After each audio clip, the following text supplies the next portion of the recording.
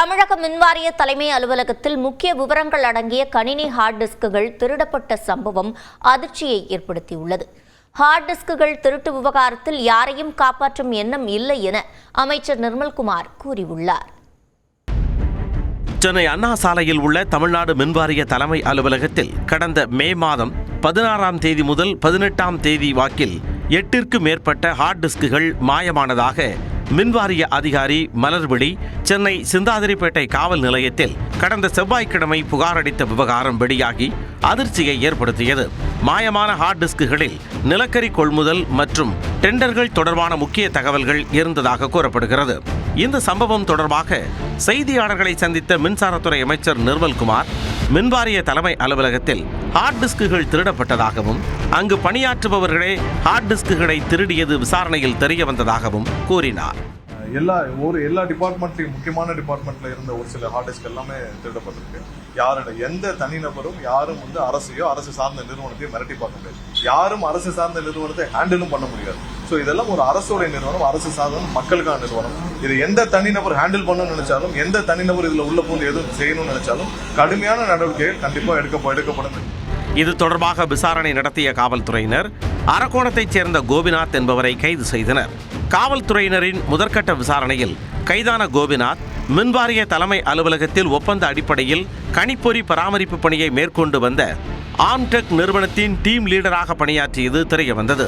மின்வாரிய தலைமை அலுவலகத்தில் கைப்பற்றிய ஹார்ட் டிஸ்குகளை பெங்களூருவில் 30,000 ரூபாய்க்கு விற்றதாக வாக்குமூலம் அளித்ததாக காவல்துறையினர் தெரிவித்துள்ளனர். இதையடுத்து கோபிநாத்தை பெங்களூருவுக்கு அழைத்துச் சென்று காவல்துறையினர் ஹார்ட் டிஸ்குகளை மீட்கும் முயற்சியில் ஈடுபட்டுள்ளனர். சில ஹார்ட் டிஸ்குகள் மீட்கப்பட்டதாகவும் தரவுகள் மீட்கப்பட்டு வருவதாகவும் கூறப்படுகிறது. இதனிடையே செய்தியாளர்களை சந்தித்த முன்னாள் அமைச்சர் செந்தில் பாலாஜி, டெண்டர் விடுவதில் முறைகேடுகளுக்கு வாய்ப்பில்லை எனவும் மின் விநியோகத்தை திசை திருப்ப ஹார்ட் டிஸ்க் மாயம் என தாவேக அரசு நாடகமாடுவதாகவும் கூறினார். பொதுவா மின்சார வாரியத்தை பொறுத்த வரைக்கும் டெண்டர் விடுவதற்கு முன்பாக உயர் அதிகாரிகள், IAS அதிகாரிகள் அந்த டெண்டரை இறுதி செய்யக்கூடிய பணிகள் இருப்பாங்க. அதனால இதுல யாரும் தவறுகள் செய்ய முடியாது. ஒரு குழுல தவறு நடந்தா கூட அடுத்த குழு அதை கண்டுபிடிச்சாங்கன்னா அந்த டெண்டரை ரத்து பண்ணுவாங்க. இல்லைன்னா அடுத்த மறு டெண்டருக்கு போவாங்க. ரேட் அதிகமா இருந்ததுன்னா அவங்களை சம்பந்தப்பட்ட நிறுவனங்களை கூப்பிட்டு ரேட்டை குறைப்பதற்கான பேச்சுவார்த்தை நடத்தி ரேட்டை குறைப்பாங்க. இதை புதுசா இப்ப 3 குழு அமைச்சு அந்த குழு ஏதோ புதிதாக விதிமுறைகளை வகுப்பதை போல ஒரு தோற்றத்தை உருவாக்குறாங்க. அதேபோல ஹார்ட் டிஸ்க் திருட்டு விவகாரத்தில் திமுகவை காப்பாற்ற தாவேக அரசு முயற்சிப்பதாக அதிமுக பொதுச் செயலாளர் எடப்பாடி பழனிசாமி குற்றம் சாட்டியுள்ளார்.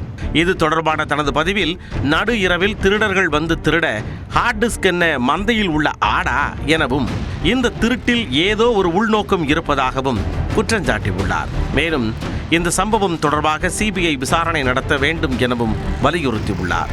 இதைத் தொடர்ந்து மாலையில் மீண்டும் செய்தியாளர்களை சந்தித்த அமைச்சர் நிர்மல்குமார், ஹார்ட் டிஸ்க் திருட்டு விவகாரத்தில் யாரையும் காப்பாற்றும் முயற்சி நடைபெறவில்லை என்றார்.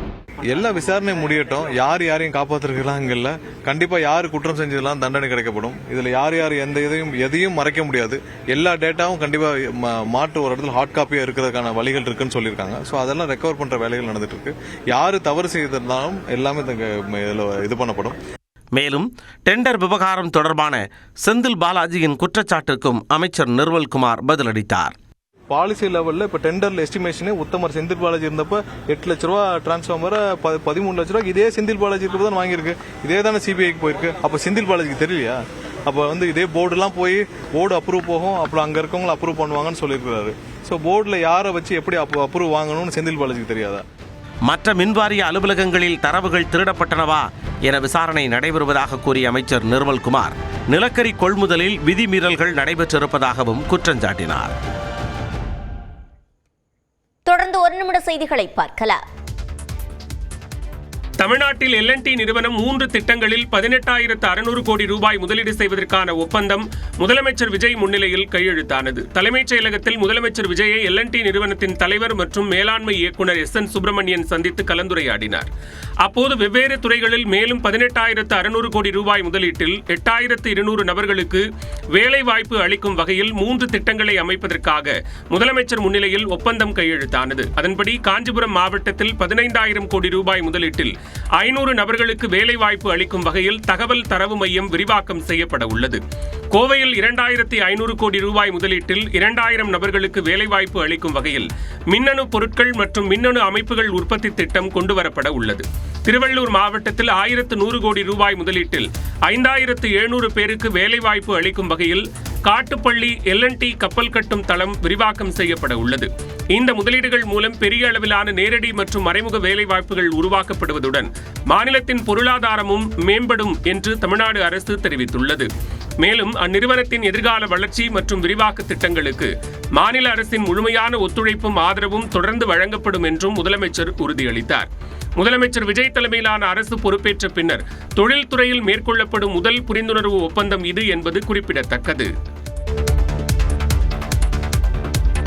தாவேக அரசு பொறுப்பேற்ற பின் தமிழ்நாடு அமைச்சரவை கூட்டம் முதன்முறையாக இன்று நடைபெறவுள்ளது. முதலமைச்சர் விஜய் தலைமையிலான தமிழக வெற்றிக் கழக அரசு கடந்த மாதம் 10ஆம் தேதி பதவியேற்றது. தொடர்ந்து 21ஆம் தேதி 23 அமைச்சர்களும் 22ஆம் தேதி 2 அமைச்சர்களும் பதவியேற்றனர். இந்நிலையில் தமிழ்நாடு அரசின் அமைச்சரவை கூட்டம் இன்று காலை 10 மணிக்கு நடைபெறும் என தகவல் வெளியாகியிருக்கிறது.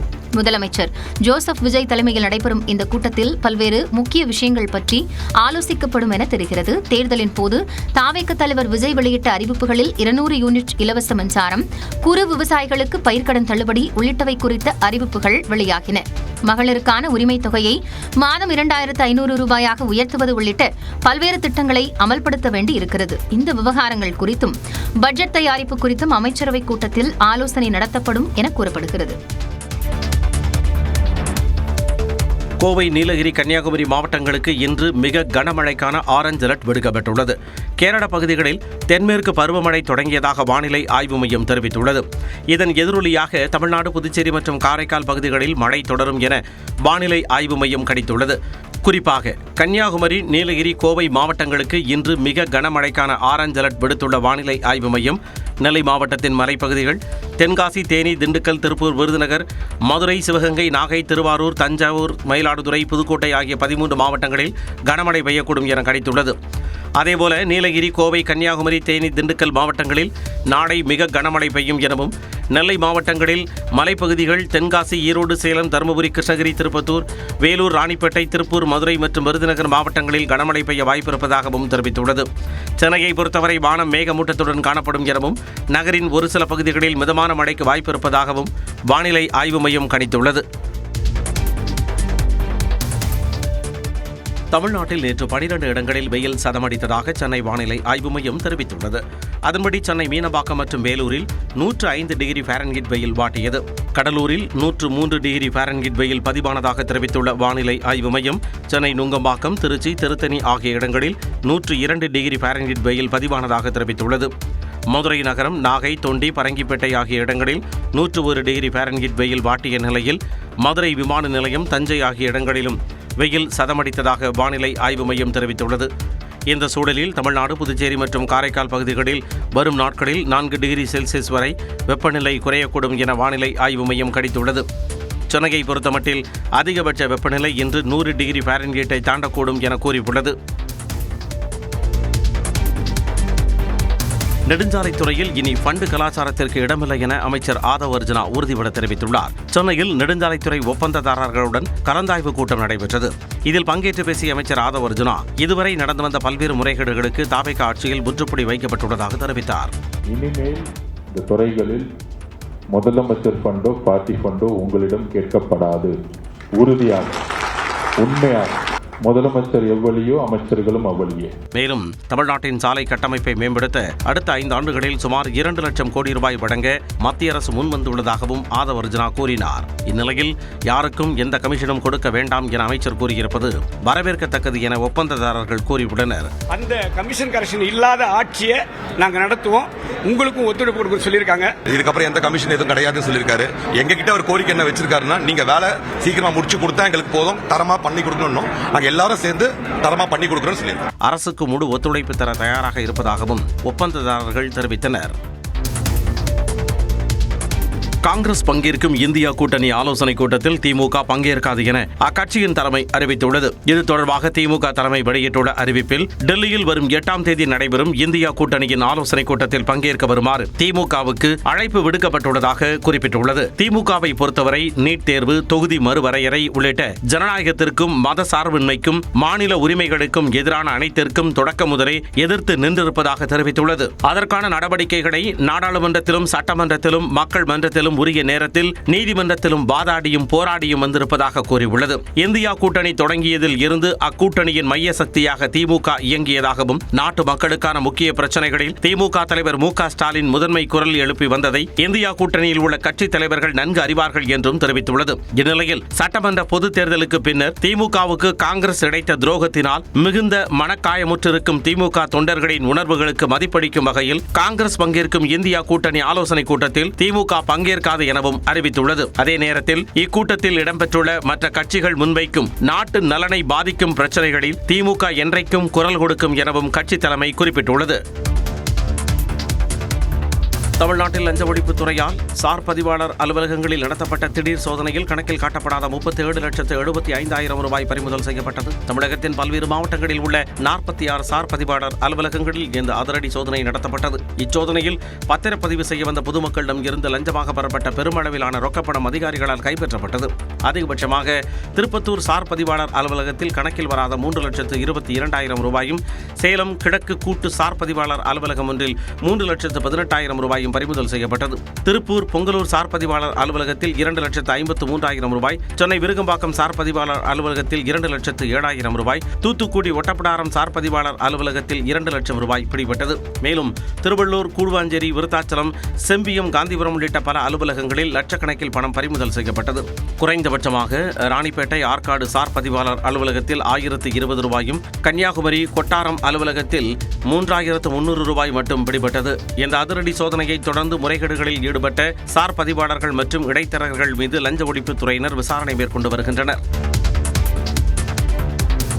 புதிய கட்சி தொடங்க உள்ளதாக தகவல் வெளியான நிலையில் இன்று மதியம் 12 மணிக்கு மனம் திறப்பதாக அண்ணாமலை அறிவித்துள்ளார். 2 நாட்களுக்கு முன்பு டெல்லி சென்ற அண்ணாமலை பாஜக தேசிய தலைவர் நிதின் நவீனை சந்தித்தார். அப்போது பாஜகவில் இருந்து விலகுவதாக 5 பக்க கடிதத்தை வழங்கியதாக கூறப்படுகிறது. அதைத் தொடர்ந்து மத்திய உள்துறை அமைச்சர் அமித்ஷாவையும் அண்ணாமலை சந்தித்து பேசினார். இந்த சந்திப்புகளின் போது பாஜகவில் இருந்து விலகும் முடிவை கைவிடுமாறு அண்ணாமலையிடம் இரு தலைவர்களும் வலியுறுத்தியதாக கூறப்படுகிறது. ஆனால் பாஜக தலைமை இதுவரை விலகலை ஏற்காத போதும் தனிக்கட்சி தொடங்கும் தனது முடிவில் அண்ணாமலை உறுதியாக இருப்பதாக கூறப்படுகிறது. பாஜகவில் இருந்து விலகும் முடிவை அதன் தலைமையான RSSிடம் அண்ணாமலை கூறியுள்ளதாகவும் சொல்லப்படுகிறது. அடுத்த சில மாதங்களுக்குள் தனது புதிய கட்சியின் பெயரை முறைப்படி அறிவிக்க அண்ணாமலை திட்டமிட்டுள்ளதாகவும், இதற்கான முதற்கட்ட பணிகள் மற்றும் நிபுணர்களுடனான ஆலோசனையை ஏற்கனவே ரகசியமாக தொடங்கிவிட்டதாகவும் கூறப்படுகிறது. தேசிய பார்வை கொண்ட மாநில கட்சியாகவும், தமிழ்நாட்டின் குரலை எதிரொலிக்கும் மதசார்பற்ற கட்சியாகவும் தனது புதிய கட்சியை கட்டமைக்க அண்ணாமலை முடிவு செய்துள்ளதாக தகவல் வெளியாகியுள்ளது. இந்நிலையில் சமூக வலைதளங்கள் மூலம் இன்று மதியம் 12 மணிக்கு மனம் திறந்து உரையாட இருப்பதாக அண்ணாமலை அறிவித்துள்ளார். இதற்கிடையே அண்ணாமலைக்கு பிறந்தநாள் வாழ்த்து தெரிவித்துள்ள அதிமுக பொதுச் செயலாளர் எடப்பாடி பழனிசாமி, சகோதரர் அண்ணாமலை தொடர்ந்து மக்கள் பணியாற்றிட இதயபூர்வமான வாழ்த்துக்கள் என பதிவிட்டுள்ளார்.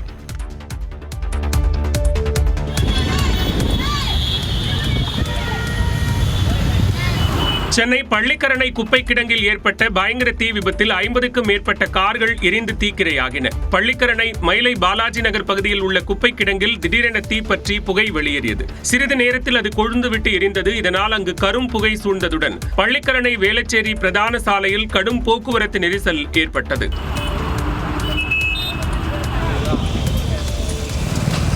சென்னை மாநகராட்சி 14வது மண்டல அதிகாரிகள் அபராதம் விதிக்கப்பட்ட வாகனங்களை அந்த குப்பை கிடங்கில் நிறுத்தி வைத்திருந்த நிலையில் அவை தீக்கிரையாகின. காலையில் திடீர்னு ஃபயர் ஆகிடுச்சு. எப்படி ஆச்சுன்னு தெரில. நிறைய தீப்பிடிச்சி எரிஞ்சு ஆரம்பிச்சிடுச்சு. பக்கத்தில் நிறைய காருங்க இருந்தது. எல்லா காரும் தீப்பிடிச்சி எரிஞ்சு எல்லாமே எலும்பு கூடு மாதிரி ஆகிப்போச்சு. பயங்கரம் ஃபயர் ஆயிடுச்சு. அதில் இருந்த காருங்கெல்லாம் எலும்பு மாதிரி ஆகிப்போச்சு. பக்கத்தில் போகிறவங்களுக்கு எல்லாம் ஒரே கண் எரிச்சல். நிறைய அதிகாரிகள்லாம் வந்திருக்கிறாருங்க. தகவல் அறிந்து 7 தீயணைப்பு வாகனங்களில் வந்த 30 வீரர்கள் சுமார் 3 மணி நேரம் போராடி தீயை கட்டுக்குள் கொண்டு வந்தனர். இதனிடையே சென்னை மாநகராட்சி ஆணையர் சமீரன் சம்பவ இடத்திற்கு வந்து தீயணைக்கும் பணியை ஆய்வு செய்தார். சென்னையில் நடந்த மாநகராட்சி பள்ளி நிகழ்வில் ரிப்பன் வெட்டுவது மற்றும் குத்துவிளக்கு ஏற்றுவதில் தவிக எம்எல்ஏ பல்லவி மற்றும் மேயர் பிரியா இடையே மோதல் ஏற்பட்டது. அது குறித்து விரிவாக பார்க்கலாம் இந்த செய்தி தொகுப்பில்.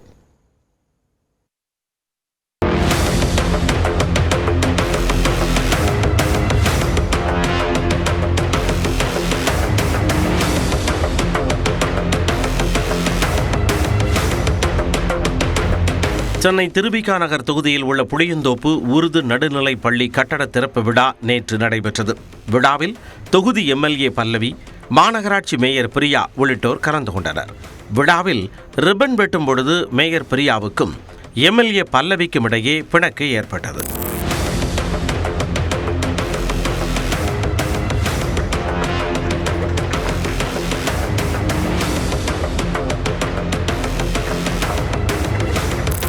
ரிப்பன் வெட்டுவதில் பல்லவி தொடங்கி வைத்த பிணக்கு குத்துவிளக்கு ஏற்றும் பொழுது மேயர் பிரியா மூலம் தொடர்ந்தது. குத்துவிளக்கு ஏற்றிய பிரியா மெழுகுவர்த்தியை அருகில் இருந்த எம்எல்ஏ பல்லவியிடம் தராமல் அவரை அடுத்து நின்ற IAS அதிகாரியிடம் வழங்கினார். கோபித்துக் கொண்டு பல்லவி அங்கிருந்து விருட்டென நகர்ந்தார்.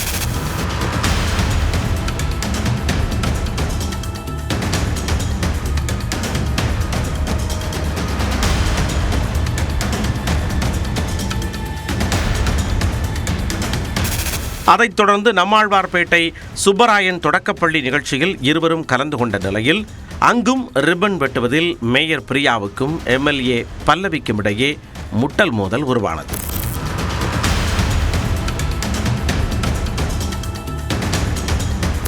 தொடர்ந்து குத்துவிளக்கு ஏற்ற மேயர் பிரியா மெழுகுவர்த்தி வழங்கிய நிலையில் அதை எம்எல்ஏ பல்லவி வாங்க மறுத்தது சலசலப்பை ஏற்படுத்தியது.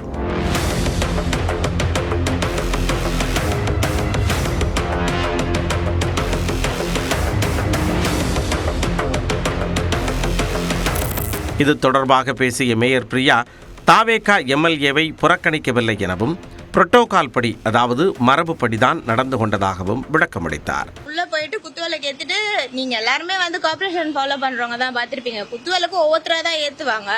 ஆஸ் எ மேயர் புரோட்டோகால் படி நான் ஏத்தினேன். அப்புறம் IAS ஏத்துவாங்க, அப்புறம் MLA ஏத்துவாங்க, அதுக்கப்புறம் கவுன்சிலரோ இல்ல சேர்மன் யார் இருக்காங்களோ அவங்க ஏத்துவாங்க. அந்த ஃபார்மேட்ல தான் இன்னைக்கு போகணும். அவங்க யாரும் ஒரு வார்த்தை விஷுவல்ஸ்ல பார்த்ததுன்னா தெரிஞ்சிருக்கும். யாரும் ஒரு வார்த்தை அவங்களை எதுவும் அவதூறா பேசல, எதுவுமே பண்ணல. அவங்களா வெளியில போயிட்டாங்க. இஷ்யூ பண்ணணுமே அப்படின்ட்டு இஷ்யூ பண்றவங்கள நம்ம என்ன சொல்ல முடியும்? மரியாதை நிமித்தமா கார்பரேஷன் சார்பா அவங்களுக்கு அழைப்பு விடப்பட்டு அழைப்பு கொடுத்தோம். அது நிமித்தமா தான் அவங்களும் வந்தாங்க, நிகழ்ச்சியில பங்கேற்றாங்க. புரோட்டோகால் படி நாங்க என்ன மரியாதை தரணுமோ அதை நாங்க கொடுத்தோம். அதே நேரம் திட்டமிட்டே தன்னை உதாசீனப்படுத்தியதாகவும், இரண்டாவது நிகழ்வில் தனக்கு மெழுகுவர்த்தியை தர முன்வந்ததன் மூலம் மேயர் கூறும் புரோட்டோகால் எங்கே போனது எனவும் எம்எல்ஏ பல்லவி கேள்வி எழுப்பியுள்ளார். அவங்களே சிசர் எடுத்து கட் பண்ணிட்டு கேண்டில் ஏத்திட்டு இந்தாங்க எங்கேயாச்சும் நீங்க ஏத்துங்க அப்படின்னு சொல்லிட்டு சொல்றாங்க. ஆனா அதுக்கு முன்னாடி மீடியால புரோட்டோகால்லாம் பேசிட்டு வந்திருக்காங்க. இந்த மாதிரி மேயருக்கு அப்புறம் IAS தான் ஏத்தணும், அதுக்கப்புறம் தான் சட்டமன்ற உறுப்பினர் ஏத்தணும். அப்ப செகண்ட் இடத்துல அந்த புரோட்டோகால் ஒர்க் பண்ணலையா, இல்ல புரோட்டோகால் மறந்துட்டாங்களா அவங்க? அப்ப மட்டும் எதுக்கு அவங்க ஏத்திட்டு என்கிட்ட கொடுத்தாங்க? நான் தான் வேணாம் IAS கிட்ட கொடுங்கன்னு சொன்னேன்ல, அதை பண்ணிருக்கலாமே. பண்ணாம இப்போ என்ன கிரியேட் பண்ணி சொல்றதுக்காக என்கிட்ட கொடுத்தாங்களா? எனக்கு புரியல அவங்க பண்ற ஒர்க். மாநகராட்சி நிகழ்ச்சிகளில் இருக்கை ஒதுக்கீடு, கல்வெட்டு, விளம்பர பலகைகளில் பெயர் வரிசை உள்ளிட்டவற்றுக்கு நடைமுறைகள், விதிகள் பின்பற்றப்படும் நிலையில் குத்துவிளக்கு ஏற்றுவது போன்ற நிகழ்வுகளுக்கு நடைமுறை விதிகள் இல்லை என்றே கூறப்படுகிறது. தொடர்ந்து காலை விரைவு செய்திகளை பார்க்கலாம். திருவள்ளூர் மாவட்டம் சிறுவாபுரி கிராமத்தில் அமைந்துள்ள அகத்திய மாமுனிவர் வழிபட்ட பழமை வாய்ந்த ஆனந்தவல்லி உடனுரை அகதீஸ்வரர் ஆலய குடமுழுக்கு விழா விமரிசையாக நடைபெற்றது. முக்கிய நிகழ்வாக சிவாச்சாரியார்கள் வேத மந்திரங்கள் முழங்க கோபுர கலசங்களுக்கு புனித நீர் ஊற்றி குடமுழுக்கை நடத்தினர். ஆயிரக்கணக்கான பக்தர்கள் பக்தி கோஷத்துடன் சிவபெருமானை வழிபட்டனர்.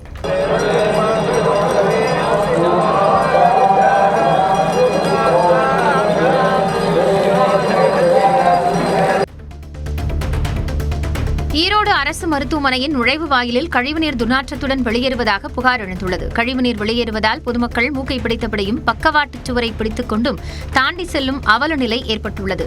நோய் பரவும் அபாயம் எழுந்துள்ள நிலையில் இதுகுறித்து பலமுறை புகார் அளித்தும் எந்தவித நிரந்தர தீர்வும் எட்டப்படவில்லை என பொதுமக்கள் குற்றம் சாட்டுகின்றனர். மதுரை மாவட்டம் சோழவந்தானைச் சேர்ந்த பெண்ணிடம் வெளிநாட்டிலிருந்து விலை உயர்ந்த பரிசுப் பொருள் வரும் என கூறி மர்ம நபர்கள் 10 லட்சம் ரூபாயை மோசடி செய்துள்ளனர். சோழவந்தானைச் சேர்ந்த முத்துலட்சுமி என்பவரை தொடர்பு கொண்ட மர்ம நபர்கள் வெளிநாட்டிலிருந்து விலை உயர்ந்த பரிசுப் பொருட்களை அனுப்புவதாக கூறி பல்வேறு தவணைகளாக 10,92,200 ரூபாயை பெற்று மோசடி செய்துள்ளனர். இது தொடர்பாக முத்துலட்சுமி அளித்த புகாரின் பேரில் மதுரை மாவட்ட சைபர் கிரைம் போலீசார் வழக்கு பதிவு செய்து விசாரணை நடத்தி வருகின்றனர். ராணிப்பேட்டை மாவட்டம் ரத்னகிரி அருகே அரசு இடத்தை தனிநபர் ஆக்கிரமிப்பு செய்ததாக கூறி ஊராட்சி மன்ற அலுவலகத்தை முற்றுகையிட்டு கிராம மக்கள் போராட்டத்தில் ஈடுபட்டனர். மேலக்குப்பத்தில் அரசு புறம்போக்கிடத்தை தனிநபர் ஆக்கிரமித்து பொதுப்பாதையை வழிமறித்ததாக கூறப்படுகிறது. இதுகுறித்து பலமுறை புகார் அளித்தும் நடவடிக்கை எடுக்கவில்லை என கூறி கிராம மக்கள் மேலக்குப்பம் ஊராட்சி மன்ற அலுவலகத்தை முற்றுகையிட்டு போராட்டத்தில் ஈடுபட்டனர். கோடை விடுமுறை முடிந்து பள்ளிகள் திறக்கப்பட்டுள்ள நிலையில் சென்னை மீனம்பாக்கத்தில் உள்ள அரசு ஆதி திராவிடர் மேல்நிலைப் பள்ளியில் சமூக நீதித்துறை அமைச்சர் வன்னியரசு திடீர் ஆய்வு மேற்கொண்டார். அப்போது பள்ளியில் மாணவர்களுக்கு வழங்கப்படும் உணவை சாப்பிட்டு அமைச்சர் ஆய்வு செய்தார். பின்னர் செய்தியாளர்களிடம் பேசிய அவர், அடுத்த 6 மாதங்களில் அனைத்து பள்ளிகளும் தன்னிறைவு பெற அனைத்து முயற்சிகளும் மேற்கொள்ளப்பட்டு வருவதாக கூறினார். இங்க இருக்கின்ற இந்த பள்ளிகளை, அரசு பள்ளிகளை நவீனத்துவப்படுத்துவது, அரசு பள்ளிகளுக்கு தேவையான எல்லா வசதிகளும் செய்து கொடுப்பது என்கின்ற ஒரு இலக்கோடு, தொலைநோக்கு பார்வையோடு இந்த ஆண்டு நாங்கள் தொடங்கி இருக்கின்றோம். தஞ்சாவூர் மாவட்டம் செங்கிப்பட்டி அருகே தஞ்சை திருச்சி தேசிய நெடுஞ்சாலையில் ஓட்டுநரின் கட்டுப்பாட்டை இழந்த வேன் ஒன்று சாலையின் நடுவே இருந்த தடுப்பு மீது மோதி தலைக்குப்பர கவிழ்ந்து விபத்திற்குள்ளானது. மன்னார்குடியில் நடைபெறும் நிகழ்ச்சியில் கலந்து கொள்வதற்காக சிங்கப்பூரில் இருந்து விமானம் மூலம் திருச்சி வந்த 6 பேர் மன்னார்குடிக்கு வாடகை வேனில் சென்றுள்ளனர். ஓட்டுநரின் கட்டுப்பாட்டை இழந்து வேன் விபத்திற்குள்ளானதில் பெண் ஒருவர் சம்பவ இடத்திலேயே உயிரிழந்தார். காயமடைந்த மற்ற 5 பேரும் அரசு மருத்துவமனைக்கு அனுப்பி வைக்கப்பட்டனர். கிருஷ்ணகிரி மாவட்டம் போச்சம்பள்ளி அருகே கஞ்சா செடி வளர்த்ததாக டிராக்டர் ஓட்டுநர் கைது செய்யப்பட்டார். பெரிய தம்பி கொட்டாய் பகுதியை சேர்ந்த டிராக்டர் ஓட்டுநர் ரமேஷ் தன்னுடைய வீட்டின் பின்புறம் சட்டவிரோதமாக கஞ்சா செடிகள் வளர்த்து வந்துள்ளார். இதுகுறித்து அறிந்து அங்கு சோதனை நடத்திய காவலர்கள் சட்டவிரோதமாக 32 கஞ்சா செடிகள் வளர்க்கப்பட்டதை கண்டறிந்தனர். இதையடுத்து கஞ்சா செடிகளை பறிமுதல் செய்த காவலர்கள் ரமேஷை கைது செய்தனர். சிவகங்கை மாவட்டம் காரைக்குடி அருகே பள்ளி சிறுமிக்கு 3 ஆண்டுகளுக்கு மேலாக பாலியல் தொல்லை கொடுத்து வந்த 62 வயது முதியவர் கைது செய்யப்பட்டார். கானாடு காத்தானை அடுத்த கொத்தமங்கலத்தைச் சேர்ந்த 62 வயது முதியவரான சுப்பிரமணியன் 6ஆம் வகுப்பு சிறுமிக்கு கடந்த 3 ஆண்டுகளாக பாலியல் தொல்லை கொடுத்து வந்ததாக கூறப்படுகிறது. இதுகுறித்து பாதிக்கப்பட்ட சிறுமி அளித்த புகாரின் பேரில் காரைக்குடி மகளிர் காவல் நிலைய காவலர்கள் முதியவர் சுப்பிரமணியனை போக்சோ சட்டத்தின் கீழ் கைது செய்தனர். ராணிப்பேட்டை மாவட்டம் ஆற்காடு அருகே சென்னை பெங்களூரு தேசிய நெடுஞ்சாலையில் சொகுசு பேருந்து மோதிய விபத்தில் 3 எருமை மாடுகள் உயிரிழந்தன. சாலையை கடக்க முயன்ற எருமை மாடுகள் மீது எதிர்பாராத விதமாக மோதி கட்டுப்பாட்டை இழந்த பேருந்து நெடுஞ்சாலையின் நடுவே இருந்த தடுப்பு வேலி மீது ஏறி நின்றது. பேருந்தில் பயணித்த 25க்கும் மேற்பட்ட பயணிகள் லேசான காயங்களுடன் நல்வாய்ப்பாக உயிர் தப்பினர். திருப்பதி ஏழுமலையான் கோவிலில் நடிகை ஜான்வி கபூர் சாமி தரிசனம் மேற்கொண்டார். திருமலையில் இரவு தங்கியிருந்தவர் காலையில் VIP பிரேக் தரிசனம் மூலமாக தரிசனம் செய்தார். தரிசனத்திற்கு பிறகு வேத பண்டிதர்கள் வேத ஆசீர்வாதம் வழங்க தேவஸ்தான அதிகாரிகள் தீர்த்த பிரசாதங்களை வழங்கினர்.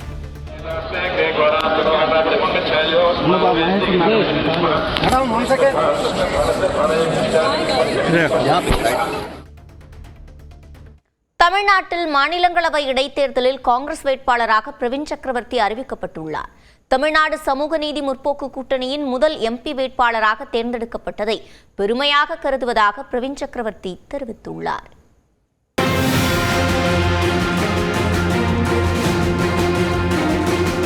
தமிழக சட்டப்பேரவைத் தேர்தலில் மயிலம் தொகுதியில் வெற்றி பெற்றதை அடுத்து அதிமுக முன்னாள் அமைச்சர் CV சண்முகம் தனது மாநிலங்களவை உறுப்பினர் பதவியை ராஜினாமா செய்தார். இந்த நிலையில் நாடு முழுவதும் காலியாக 24 மாநிலங்களவை உறுப்பினர் பதவிக்கு வரும் 18ஆம் தேதி தேர்தல் நடைபெறுகிறது. இதற்கான வேட்புமனு கடந்த திங்கட்கிழமை தொடங்கிய நிலையில் மாநிலங்களவை உறுப்பினர் இடத்தை காங்கிரசுக்கு ஒதுக்கி தவேக தலைவரும் முதலமைச்சருமான விஜய் அறிவிப்பு வெளியிட்டார். காங்கிரசுக்கு ஒதுக்கப்பட்டுள்ள மாநிலங்களவை இடத்தில் பிரவீன் சக்கரவர்த்தி போட்டியிட வாய்ப்புள்ளதாக நியூஸ் 18 தமிழ்நாடு தொலைக்காட்சி முதலில் செய்தி வெளியிட்டது. தவேக வசம் இருக்கக்கூடிய MLAக்களுடைய ஆதரவின் மூலமாக பிரவீன் சக்கரவர்த்தி மாநிலங்களவை உறுப்பினராக தேர்வாகக்கூடும் என்ற தகவல் கிடைத்திருக்கிறது. அதனை உறுதிப்படுத்தும் விதமாக தற்பொழுது மாநிலங்களவை இடைத்தேர்தலில் காங்கிரஸ் வேட்பாளராக பிரவீன் சக்கரவர்த்தி போட்டியிடுவார் என காங்கிரஸ் கட்சி அதிகாரப்பூர்வமாக அறிவித்துள்ளது. தாவேகா கூட்டணி சார்பில் நிறுத்தப்படும் வேட்பாளரை வெற்றி பெறும் வாய்ப்பு உள்ளதால் பிரவீன் சக்கரவர்த்தி போட்டியின்றி தேர்வாக வாய்ப்பு உள்ளது. 2028ஆம் ஆண்டு ஜூன் மாதம் வரை அவர் பதவி வகிப்பார். சென்னையைச் சேர்ந்த பிரவீன் சக்கரவர்த்தி பொருளாதார வல்லுநர் மட்டுமின்றி சிறந்த தரவு ஆய்வாளராகவும் அறியப்படுகிறார். அமெரிக்காவின் புகழ்பெற்ற பென்சில்வேனியா பல்கலைக்கழகத்தில் வகார்டன் பள்ளியில் MBA பட்டம் பெற்ற பிரவீன் சக்கரவர்த்தி IBM, மைக்ரோசாப்ட் உள்ளிட்ட நிறுவனங்களிலும் பணியாற்றியுள்ளார். முன்னாள் பிரதமர் மன்மோகன் சிங் ஆட்சியில் மத்திய திறன் மேம்பாட்டு திட்டத்தில் பணியாற்றியுள்ள பிரவீன் சக்கரவர்த்தி 2019ஆம் ஆண்டு மக்களவைத் தேர்தலில் முன்னாள் மத்திய அமைச்சர் ப. சிதம்பரத்துடன் இணைந்து காங்கிரஸ் தேர்தல் அறிக்கை தயாரிப்பு குழுவிலும் பணியாற்றியுள்ளார். நிதித்துறை, தரவு மேலாண்மை உள்ளிட்ட பல்வேறு துறைகளில் பணியாற்றிய பிரவீன் சக்கரவர்த்தி இந்தியாவின் முன்னணி ஊடகங்களில் பணியாற்றியதுடன் 2 புத்தகங்களையும் எழுதியுள்ளார். தொடர்ந்து காங்கிரஸ் கட்சியில் இணைந்த அவர் 2019ஆம் ஆண்டு முதல் பல்வேறு தேர்தல்களில் அக்கட்சிக்கு வியூகம் வகுப்பது, வாக்குச்சாவடி அளவிலான தரவு சேகரிப்பது உள்ளிட்ட பணிகளில் ஈடுபட்டுள்ளார். மேலும் அகில இந்திய தொழில்முறை காங்கிரஸ் அமைப்பின் தலைவராகவும் பிரவீன் சக்கரவர்த்தி பணியாற்றி வருகிறார். தாவேகா காங்கிரஸ் கூட்டணி அமைக்க முக்கிய காரணமாக திகழ்ந்ததன் விளைவாக பிரவீன் சக்கரவர்த்திக்கு மாநிலங்களவை உறுப்பினர் பதவி வழங்க முதலமைச்சர் விஜய் சம்மதம் தெரிவித்ததாகவும் தகவல் வெளியாகியுள்ளது. சட்டமன்ற தேர்தலுக்கு முன்பாக திமுக கூட்டணியில் ஒரு மாநிலங்களவை இடத்தை பெற்ற காங்கிரஸ் தேர்தலுக்கு பிந்தைய தாவேகா கூட்டணியிலும் ஒரு இடத்தை பிடித்ததன் மூலம் மாநிலங்களவையில் அக்கட்சியின் மொத்த உறுப்பினர்களின் எண்ணிக்கை 30ஆக உயரவுள்ளது. தொடர்ந்து காலை விரைவுச் செய்திகளை பார்க்கலாம். நாகை மாவட்டம் வேதாரண்யம் அருகே தேத்தாக்குடி குளுத்தாளம்மன் ஆலயத்தில் நடைபெற்ற குடமுழுக்கு விழாவில் ஆயிரக்கணக்கான பக்தர்கள் சுவாமி தரிசனம் செய்தனர். மேலும் பெரிய ட்ரோன் மூலம் பக்தர்களுக்கு புனித நீர் தெளிக்கப்பட்டது.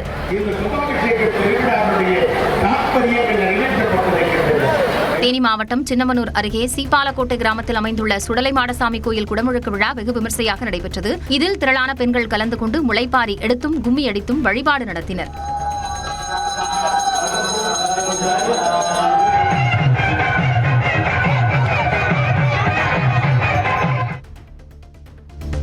மயிலாடுதுறை மாவட்டம் மூவலூரில் பள்ளி அருகே அமைந்துள்ள உயரழுத்த மின்கம்பம் சிதலமடைந்து ஆபத்தான வகையில் காணப்படுவதால் மக்கள் அச்சம் தெரிவித்துள்ளனர். மூவலூர் ராமாமிர்தம் அம்மையார் உயர்நிலைப்பள்ளி சுற்றுச்சுவரின் மீது இந்த பழுதடைந்த மின்கம்பம் சாய்ந்தபடி காணப்படுகிறது. மின்வாரிய அதிகாரிகள் உடனடியாக ஆய்வு செய்து சிதலமடைந்த உயரழுத்த மின்கம்பத்தை அகற்றி புதிய மின்கம்பம் அமைக்க வேண்டும் என கோரிக்கை எழுந்துள்ளது.